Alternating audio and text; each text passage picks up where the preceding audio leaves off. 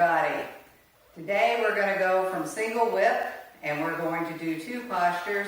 We're going to do fist under elbow and white crane spreads her wings.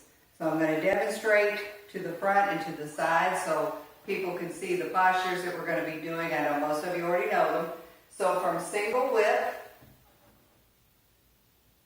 fist under elbow,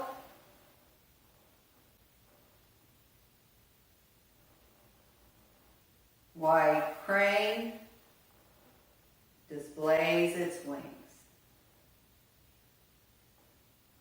And from the side, single whip,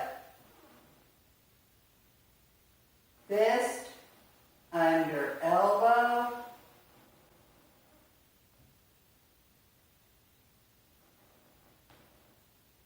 white crane displays its wings.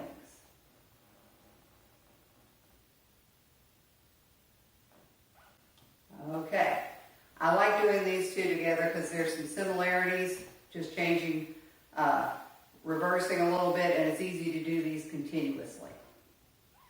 So, we're going to start with fist under elbow, and again we're going to start with the footwork. I'm going to kind of go at an angle here, but we are here at single whip.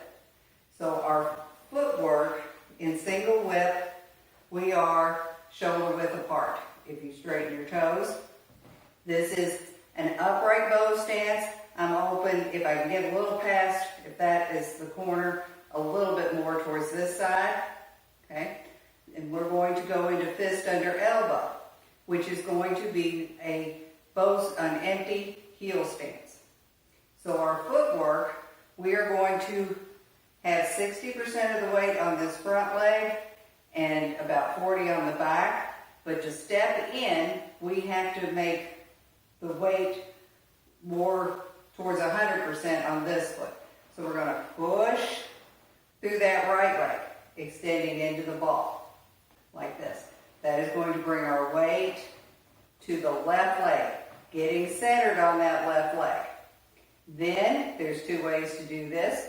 From here, you can rotate in the hip and bring the back foot in. So we're changing the width of our feet from the back or leg. Or from here, you can make this one.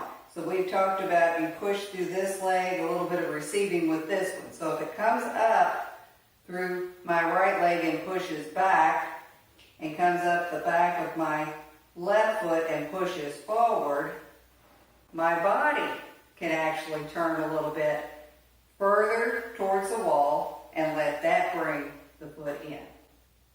So you do it which way works the best for you. So coming straight from here.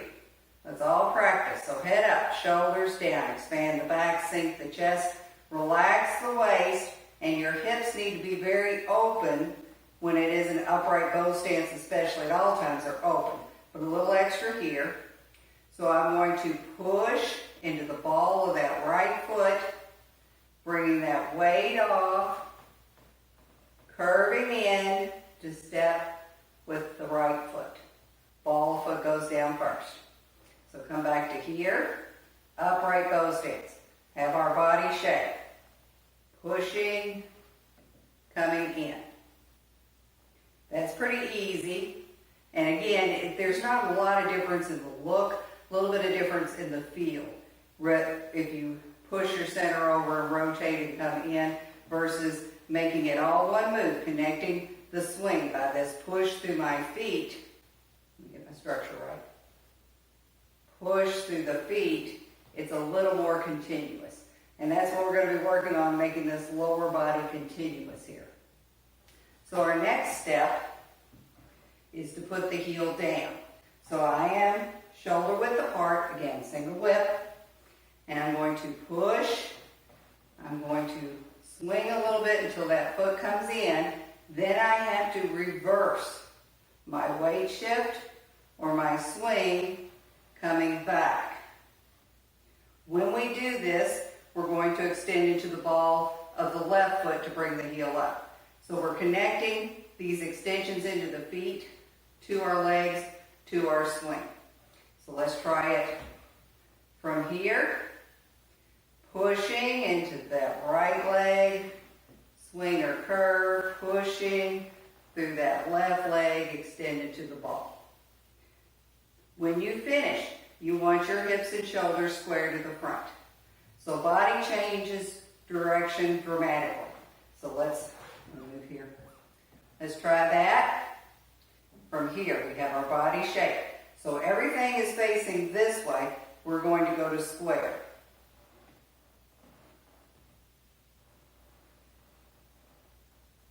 Very important that you go to square. When we finish fist under elbow, we're going to go back, not quite to the corner, but towards the corner. But you're not going to have the energy if you don't get your hips and shoulders square for the next step. So from here, weight comes off that left leg. I'm very open in this right hip to support myself and be centered. And I'm going to extend into the heel or the back of the leg to come down. No weight on it yet, but as the weight comes on it, it's going to go down further. The heel goes down where you picked up the ball of the foot. And this might be a little harder to see, and we're going to cover this a little bit more. When I'm on a ball of foot, even with the weight off, in this case, my knee is very bent. It's obviously bent. When I put the heel down, the leg straightens, but we've got to be very careful that we don't lock at the back of the knee. So you can see an obvious difference in the knee, but it never feels tight or tense. So let's do it from here. Single whip. We have our body shape, everything open to the corner, and we're going to try and make this one movement. So push in, push back, and heel comes down, and then push to curve this way. So there's a lot of turning through here, bringing your shoulders around, which is going to move our arms. That's why this is so important. It really helps to get that upper-lower coordination. So from here, trying to make this one move. If you're not there, that's fine. You can do it in 3. But I'm going to come this way with my weight. I'm going to come this way with my swinging weight. Heel's going to come down, and I'm going to go this way. All of that is making my body turn. Okay? Now, we want to make sure that we're really getting the use of our ankles here. Tai Chi is very effective exercise for every joint. Sometimes we leave some out, and the ankles get forgotten sometimes. So this push, I feel that ankle opening as that knee bends and the hip rotates when I am coming forward. And then I'm going to bring it in. Then I'm going to feel it all reverse. It's going to go down the back, reversing, rotating in that hip. The individual hip helps me to get the swing, which is the line between both hips. And when we're here, we come back, we want to feel an extension down this leg. It's opening. Every joint is opening, and then it's extending, and it's opening more in the back, and then it's opening down on both, or maybe a little bit more in the front. So you're feeling a connection. And when we put the left foot down, it is not the edge of that heel. It is the entire heel. So it will be a line across the center of that heel, and you want to feel all the edges of that heel on the floor. We always want to feel, if it's a bow stance, all the edges of the foot on the floor, and there it's very equal. When I do a bow stance, I mean an empty stance, whether it's empty, heel, or ball, it's like there's a little bit more. I'm a little firmer on those connected points to the floor. As Nancy Lucerno said the other day, it's kind of like if you had a suction cup and you're pushing it down to connect to something. It's always there in the ball of the foot if you're in a bow stance, but in an empty stance, it's going to be about the center of the heel. So it's a good hard push down when you come and you finish putting the weight on there.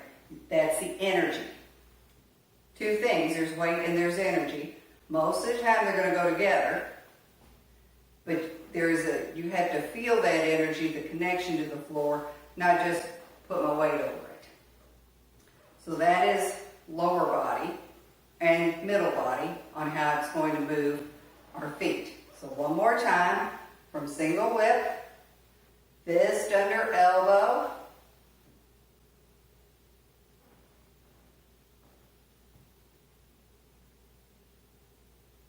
noticing all those body turns. Now, our arms are not going to move very much. They're going to rotate a lot. People tend to move them a little more than they need to. So if I am here, when I've got 60% on the front, I've got to take a little bit off the back. My palm is going to open on my right arm, and the left is going to rotate out just a little bit, but it comes in. Now, as I push through that left leg going back, my arms don't move. They're changing in space, but they're still at the same point relative to my body. So from here, watching my arms, let me go to the side. So from here, when I come back, as I shift that weight back, I don't move my arms. It is this turning. My body square to the front, so my arms just turn with the body. Very important that you don't lead with the hands here, because the energy in this has to all come through here. Your arms are just winding around an opponent, but this is very helpful, in daily life. So from here, we're going to push, come in, and swing square to the front. Now this swing square to the front will have a little bit of a downward pull, like this, with your left arm. And that pull comes from a rotation here, chest and shoulder. Let me get back there. So I'm here, I'm going to come in, and I'm going to rotate through that chest and back until I am off, the weight is off that left leg. Toe is still touching, but there's no weight there. And that rotation here with the swing is where the energy comes from on this. So let's try it together. Pushing back, swing. And that's going to take an opponent's arm down and to the side. This is a pull down, but it should feel more like a push down. So I'm pushing through here, I'm pushing through here to push someone down. And this is not a straight line. That's another thing we see a lot of people go in a straight line. It is not that, that's all arm. If I am here and I come in, it's going to rotate a little bit in and rotate a little bit out so that it pulls the opponent to the side, like this. So it has a curve, that left arm has a curve. So as we are here, and we come in, and then that weight's going to go back, I'm going to rotate and pull down. But again, it's more of a push. I'm feeling like I'm pushing here to come down. Heel comes off the ground. I'm going to start making the fist with my right hand. So when we make a fist, if it's like this, and if you can't do this, that's understandable for arthritis, but it actually can be pretty good for your hand. If you think of doing it with extension. So I'm going to extend to bring the first knuckles down. Right here, I'm going to bring them down. Then I'm going to extend through the palm to make them flat, and thumb tucks in behind it. So it has a look like this, but it is not hard. And sometimes it's going to feel a little hard until you get the hand a little more loose. So never overdo this. You don't want to hurt your joints by any means. And we don't usually go around punching people, so it's not that important in everyday life. But we automatically want to bring the thumb behind it, like that. If the thumb is out here, and I did punch something with it, or somebody, I'm going to push the thumb back and break it. So we protect the thumb in one way, but this also makes this a much firmer surface with that thumb as kind of a backstop to help it there. So when we are coming up, we're going to start to make the fist right about here or kind of to the front. We don't have stopping points. So it's going to be a process as you come around. So from here, have our body shape, pushing through those legs to turn, open the palm, pulling down with the left, rotating that right arm and begin to make your fist. And the heel has come up. Now our left arm has to do some pretty fancy stuff right here. It needs to rotate to come up. And we don't want to pull with the hands. You just can't seem to get that quite right if it's with the hand. Again, this is this rotation that we do here. We do it with the two hands together, right? But do it with both, it's hard to get it. Okay, so I'm here, and I'm going to come around, and this is a pull down to the side, and then I'm going to rotate in that chest and back. And to do that, I have to maintain this extended feeling from my chest to my armpit. It's not just an opening, I have to feel. So I'm here, and I'm going to come down, and then I'm going to rotate up. And you cannot have your elbow in or behind the body and do this effectively. So if I'm here and I come down, if I come down and my hand and elbow is too close to the body, it's too far back, I can't get this connected and it's tight and it's not going to be effective. So we have to, from here, come down, elbow out, open here, and then rotate to come up. When we rotate to come up, this elbow is going to come in. You can think of a yin and yang. This comes in, wrist is going to push out a little bit. So you see the angle of the elbow there? It changes. So if you're pushing out from the shoulder, it'll do it automatically. Let me get on the heel here. So it'll come in like this. But it can have that yin and yang. Now this arm is going to end exactly in the same place as single whip. So it does a lot of movement, and the movement is a critical part. The application is not just at the end of the posture, it's how you move to get there. So let's watch just the left hand here. So we have our structure, fist under elbow,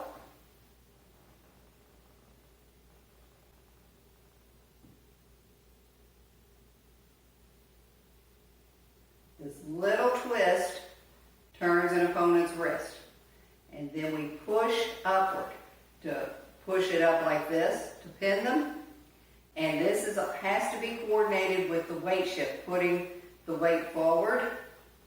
So from here, I come in, I'm going to pull down, and then I'm going to twist, and that weight shift pushes the arm in. So if I push and I have somebody's arm and it's out here, they can still rotate and get out of it. But if I push and I get their arm close and I close off their opening up here, it's going to be harder for them to rotate their way out of it. So that's a critical, both are critical. You twist and you turn the arm like this so that they are tight already, and then you push it against their body.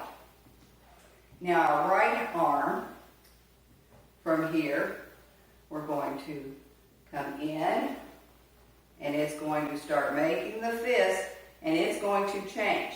So it was facing this way, and it opened, and it needs to rotate from here, turning that palm almost to the back as it makes the fist. So let's watch that part. Coming in, rotate, and it is turning so that if my palm was open, it would be almost to the back, but it's in the fist. And it's going to curve in. So this is not a straight line. This is what we don't want to do, is this. It has a lot of movement in the arm. It kind of twists into somebody's kidney. It's not a straight punch like this. So beginners, you don't have to worry about it, but I've got people that are ready to get there. So we're here, coming in, and we twist, and with that weight shift, I'm going to punch. But the punch again, is not my arm. It was this change in body direction. So pay attention to that now. From here, I'm going to come in, I get square, and I twist, and the heel comes down. My hips and shoulders are square, so I'm going to swing or curve my weight until I am almost 45 degrees to the corner. And that is what brings the fist in. It does not move so much on its own. It rotates a lot in this, but it is not coming like this. That's kind of empty. So we have to be aware of how we rotate. You don't have to do both of them together, but the timing together. You're going to come up, and they're going to open, and they will be here. Again, this was just a body turn. Pulling down, heel comes down, twist, make your fist, and then as you push up and forward, you punch in. And this should feel connected across that bow between your shoulders. So again, from here.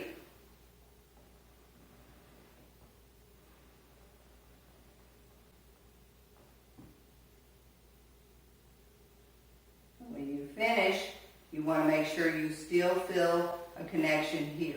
That's the main reason it's towards the corner. When we do single whip, you want to kind of be a little bit beyond the corner. Here you don't want to get quite to the corner. If you go full 45 degrees, you close. It's very hard to maintain this. So you want to do this based on how it feels to you. Not so much the way it looks in the room, but when you finish, that you can feel that bow. If you are too far, let me do it to this side. If this is correct, but I turn my hips too far, I tighten up here, and I feel a tightness in the hips. Everything needs to feel loose and open when you do this. Now, when we finish, let me get to the side here, our left arm is going to be slightly in front of our right fist. But I don't move the arm out. Again, this swing is going to bring my right arm in, and the weight shift going forward is going to put that arm forward. If I was square to the front, like this, my fist would be pretty much in a line with the palm. It's the body turn. That's why these swings and change of body direction are so important. It really puts your hands where they're supposed to be. And also when I finish, just like in single whip, my head is looking through, I say my nose through my tiger's mouth. So when I finish, my left side of the body, at least until I get to the foot, is going to be the same. The hand in space and relative to the body and my looking direction are the same. So let's try and coordinate all that. And I'm going to do this from the side. So from single whip, notice hips and shoulders. Be aware of that. Everything open and extended through these 4 points. Pushing in.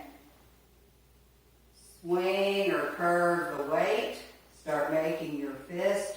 Pulling down. Rotating at the bottom. Pushing up with that left as you punch in with the right. And I went too far to the corner. I felt this close. So it's something you have to be aware of. This feel that I can keep this open and it comes in like this, not like this. I don't know if you can see the difference. It's very obvious to me that you can feel the difference. So let's go through the postures we have so far. From the back, so let me get over here. So let's prepare.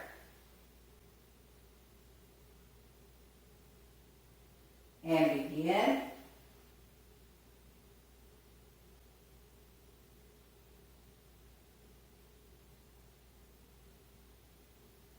Wave hands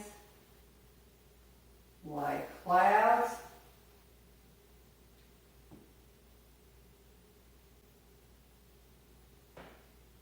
Step to single whip,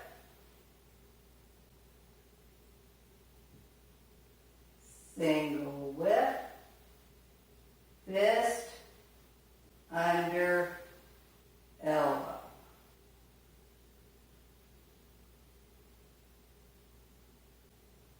And again, it's okay if you make little stops when you're beginning, but the idea is that that is all continuous. There's not a hard stop at any point in this. Each posture flows right into the next one. So now we're going to go into white crane. And it's very important, and I'll hopefully remember this again, when we finish fist under elbow, we talked about this opening. You have to have this opening up here to be able to make the change in the arms to go into white crane. So make sure that this is maintained throughout each posture. That's very important to keep things continuous. So our footwork on this is actually pretty simple. We finish fist under elbow in an empty heel stance. So I've got the whole back of that foot down, and I'm feeling it very firmly on the ground, but I don't lock that knee, and my back leg is at 45 degrees, and I have to make sure that I keep rounded here to keep the knee there, that I don't bring it in. Sometimes it's easy to forget the back leg when we start working on a step with the front one. So from here, we're rounded, and we're not quite shoulder width apart. So we want to make sure there is a little bit of opening between our feet. They can be this close, see, as long as it has an opening, or it can be about there. This is more of a comfort zone, and where you feel connected to the floor. It doesn't matter if my feet are right. If my hips are closed and there's no connection to the floor, then I can't make the turn. So we're going to go from this empty heel stance. We have our posture and everything is to this corner. So we're going to push down into the left heel, bring it up to push back on the left hip, and we're going to push a backward resistance. It's not as strong of a push down the right leg, and it's going to come up, say the back of the leg, and push forward on the right hip. So I'm going to go from almost to the corner, pushing back to square. So that's pretty easy. So everybody here, heel down, have our alignment, and we're going to push and swing, or you can curve. Bring that weight around in a curving motion, pouring it. So from here, and back, and to here. Keeping this knee in a line. So try it again, focused on those knees staying in line with your hips and your feet. So I'm here, whole heel is on the ground, 30% of the weight is there, so I'm going to curve or swing, and keeping the knees in a line. At this point, there's no weight on this foot, so it come off the floor.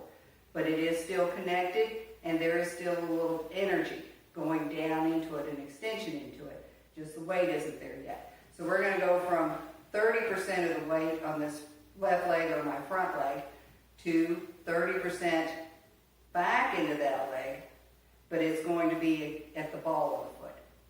So we come from here, and we're going to push into those feet, using that push to turn our body, and the ball of the foot comes down about where you took the heel up. And again, when I'm on that heel, my knee looks a little straighter than when I'm on the ball of the foot. But we have to bend these knees a little bit more for what's coming next. Because when we start to shift our weight, we don't swing this time, we're going to pivot. So when we pivot, if this is my hip axis and this is my center line, I'm going to pivot around this part, pushing this way. Or it's a rotation actually, but it's going to go like this. I don't want to come forward with my shoulders in this posture. You're going to lose your body shape, lose your energy, and it's a lot harder on balance. So I'm going to be to the side here. So we're empty heel stance, open to this corner. We have our body shape, head up, shoulders down, expand the back, sink the chest, and we've got that waist, relax down and bring those hips under my shoulders. So I'm going to push until I am square, and I'm going to put the ball of the foot down, keeping that knee a little more bent. Now as I go forward, it's going to be like this, but there's more to it. That is not complete, but that is this rotation through here, pushing down into this back leg to make that pivot. Okay? This is a very small pivot compared to some of the others, and I didn't bring it up when we did that stepping. I forgot when we're from single whip to step in. This is a bit of a pivot, right? I go forward a little bit as I come in. Not so critical at that point, but it's more straight. Or when we get to brush knee next, it's going to be very obvious. This is small, and you have to rotate in the hips through here. Rotating, making a little bit of a tuck is the term that Master Young Jun uses, with that pivot to get the body shape correct on this posture. And it's harder for me without my arms, so I'm not saying I got it right. So I'm in an empty heel stance, I'm open this way, I'm going to push back, swing, ball of foot comes down, and then I'm going to push those hips forward a little bit as I pivot. So it's not a real dramatic pivot, it's a small one. But that energy comes up the leg, into the back, and through those arms. You need to be able to feel that. So you have to have a good opening here, or good extension in your hips, and keeping those knees in line. So let's try that. From here, just lower body. White crane spreads its wings. I went a little too much on the weight shift, but you want to be a little bit forward on this posture because this arm is going up. If I am back here and this arm goes up, I tend to buck back. And it's very easy to see. A lot of times beginners start that way. It doesn't take long to get past that. You want to feel forward, not back on this. And that is that pivot with a little bit of a tuck. Okay, now the arms. So when we have finished fist under elbow, and like I said, you need this opening here because the arm movements have to be connected to your body, especially this first part. Just the way it was when we went from here and we come around. They have to be connected because they move with the body. From here, we're going to lay, is one way to think of it, the left arm over the right. But it is not my arms coming like this. We see this a lot. It is my body changing direction. So if I've got this push and I'm swinging or curving to the front, that brings the left arm in. There's a rotation to it and a turn, but if they're just here, say they're here in space, it's the turning to the front that does it. This turn through here. So they're like this, turn to the front. One comes over the other. We don't really move them in and out to match them up so much. A little bit of rotation will make it look that way and kind of gives the sense of it, but you have to do this with the body changing its direction. So from here, as I push the weight back, I'm going to come in. I'm going to start putting that left arm over the right. So my right arm is going to be pretty simple. It's at a point like this, and at this stage, it's just going to rotate up. This rotation. So it's here, and it rotates up. But again, if I'm not connected here, if I'm like this, it's just the palm opening. It's a whole movement, whole rotation of that arm. It's going to open like this and come across the body a little bit with the elbow. This arm, it looks like it's coming in, but when I'm to the side, it's in front. When I turn square, without moving it, it's going to be much closer to the body. So it has this inward movement from the swing. As that happens, I need to rotate this until the palm is down. So this has an inner rotation, kind of like that, here, to come across. When we come across, we want to have fingertips at elbows as much as possible. Sometimes that's harder for me to get when I'm talking. So from here, weight comes back. I'm going to curve or swing my weight. And they're going to be here as I extend into the heel to bring the ball of the foot up. From this point, ball of the foot is going to come down, and then they're going to rotate again. But this is not straight up and down, especially the left arm. We tend to forget that because we're thinking, of blocking somebody up here. So we'll do the left arm first. So it's here, it's here. So it's going to rotate and come in, and then it's going to come out to the side. It never stops. If you're stopping, that's fine until you reach a certain point. A lot of times we teach it stop here and then come down. But it is not. It is a constant movement. It just has that point in time where it is on top of the right arm. And it's very important when this one comes down, see how my elbow is coming out and curving down. So this is going to take somebody kind of in an S curve. It is not straight. Again, no movements are ever fully straight. So it had, and I'll exaggerate it here, in, over, and down. So see how that arm is going to rotate just a little bit. But it's important that your elbow be out. Can you see the difference? Instead of back. If it's back, I lose the connection up here. And that's going to really affect us when we go into our next posture for brush knee. If it's back too far, like this, or it's facing back, even if it's in the proper space relative to the body, but the elbow is back, that arm gets tight. And then the next movement is going to feel tight. Now, our right arm, from here it's going to rotate and come in, and then it's going to do a great big rotation like this. Chest and back, even feeling that when you reach the point, of getting the looseness through here, all the way into this. So it's going to come in and rotate up. In and up with that pivot. And I think, for me anyway, that little bit of a pivot helps to connect that right arm a little bit better to my center. So from here, just focusing on the arms at this point, we're going to come in and rotate, coming up. So there's a lot of beautiful rotation in the arms. It's not up and turn.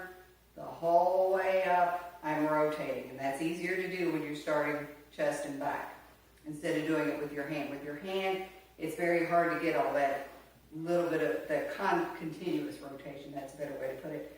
So we want to rotate chest and back. Also, this will keep your shoulder down. So it doesn't matter what your lower body is, but your upper body needs to be square to the front. Put your left hand on your right shoulder. And can you rotate up and not feel a pinch or a tightness at the top? This might be a little harder to see. So if I do it with my hand, I'm going to feel kind of a knot right here. My shoulder has come up. If I do it under the arm or in that chest and back, I can keep that shoulder loose and comfortable. It also affects where my elbow is. So if I lead with my hand, my elbow is going to have a much sharper angle to it. Remember, we want to be rounded, not these sharp angles. A little bit of extension up here, down here on the inside of that elbow, but also not straight across from my wrist. It has to be down a little bit. So this rotation here comes up, and that elbow is down a little bit, not like this, down. You see that? Not like this, down. Now look at the difference in the shoulder. It's softer, more open, and much better connection to my chest and back when I can rotate through the chest and back and focus a little bit on keeping that elbow down. This movement is not square like this. It has a little bit of a diagonal to it. Not a good one. So as I come forward, my arms are going out, just slightly. That is separating somebody's arms so that you come in and do a kick if you want to. That's why we're on an empty ball of foot. That would represent a kick, right? I can come up with my knee if I need to, but it will separate them and pull people off balance. But it can be really handy sometimes when you need to separate things in real life. So it's very important that these are coordinated. So one is coming in and down, and one is coming in and up. And then back out. Both of them coming back out. That's an exaggeration, but that's the way it feels, put it that way. It looks like this, but it has a feeling of going across like that. So let's try that again from fist under elbow. So we've got everything toward that corner. Again, now a full 45 degrees. And you're going to push back.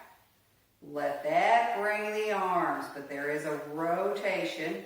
Ball of foot comes down, and then with that push through the back leg, that's where we coordinate the timing for the arm rotation.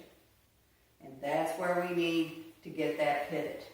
So from the side, from here, white crane displays its wings so that you are forward a little bit, but it is not a straight line forward, it is a curve forward. A straight line would be more like this. Pivot to bring the foot in or out. This one has a curved feeling forward. And again, you're making sure you keep your knees in a line with those feet and your hips. If they come in, you will not have this connection. I'm going to be very careful here as I do this. But if I let that knee come in, I cannot get that pivot. It just doesn't work for me. Maybe you can, but it wouldn't be as connected. So when we finish here, our elbows again are a little bit out, pushing out through here, because we're going to go into brush knee and we have to bring this left arm up. It has to come from down to up and have a rotation, and the right arm has to come from up to down and have a rotation. So if we had here and our elbows are like this, okay, this one is back, this one is not rounded, it is at a sharp angle, you can't make that smooth. So it's very important on the ending here that you're aware of where your elbows are and that you're open through here, shoulders down.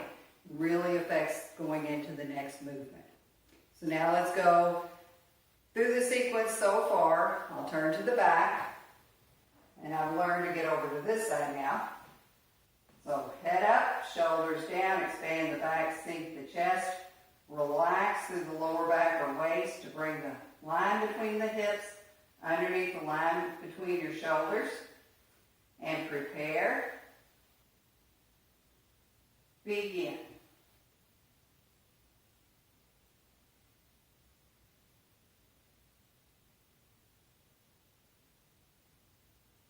Wave hands like clouds.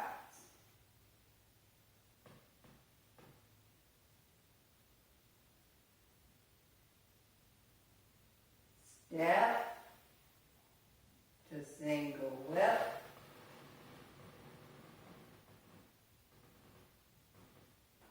Single whip.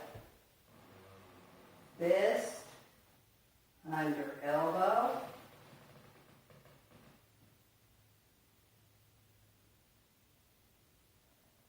White crane displays its wings.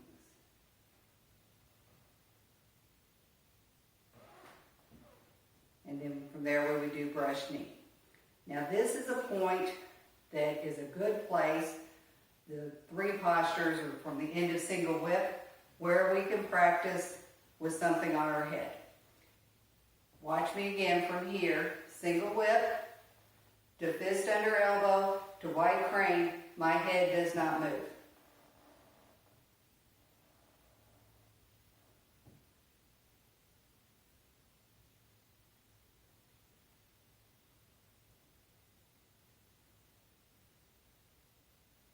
I've heard the term used that it's like you're a marionette, a puppet on all the strings. And this is a really good little sequence right here where you're moving from here down, keeping that head steady. So as a little challenge, and hopefully I can get this right, I will not call the postures. I can keep the duck. It's a little easier to keep the duck, but it's a reminder to move from here down, not lead with the head. And I know in class, and it's been a while, but we usually do just lower body. This to me is a good point to add the arm movements. So from single whip,